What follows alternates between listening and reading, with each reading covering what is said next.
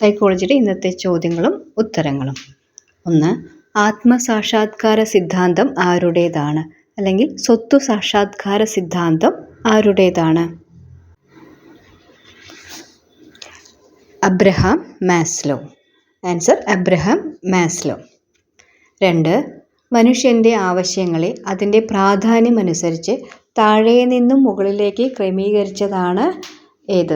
മനുഷ്യൻ്റെ ആവശ്യങ്ങളെ അതിൻ്റെ പ്രാധാന്യമനുസരിച്ച് താഴെ നിന്നും മുകളിലേക്ക് ക്രമീകരിച്ചതാണ് മാസ്ലോവിൻ്റെ ആവശ്യങ്ങളുടെ ശ്രേണി അഥവാ hierarchy of needs. 3. Abraham Maslow ഏതു മനഃശാസ്ത്ര ചിന്താധാരയുടെ വക്താവാണ്?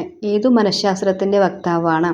ആൻസർ മാനവികതാവാദം അഥവാ ഹ്യൂമനിസം. 4. ആത്മസാക്ഷാത്കാരമാണ് മനുഷ്യ വ്യവഹാരങ്ങളുടെ പരമമായ ലക്ഷ്യം എന്ന് വാദിക്കുന്ന സിദ്ധാന്തം.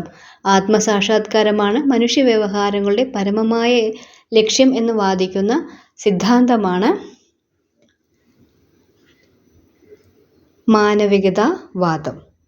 ആൻസർ മാനവികതാവാദം. 5. അബ്രഹാം മാസ്ലോയുടെ ആവശ്യകതാ ശ്രേണി സിദ്ധാന്തം പ്രകാരം സുരക്ഷാ ആവശ്യങ്ങൾക്കും ആത്മാഭിമാന ആവശ്യങ്ങൾക്കും ഇടയിൽ വരുന്നത്. സുരക്ഷാ ആവശ്യങ്ങൾക്കും ആത്മാഭിമാന ആവശ്യങ്ങൾക്കും ഇടയിൽ വരുന്നതാണ് ആൻസർ സ്നേഹാവശ്യം.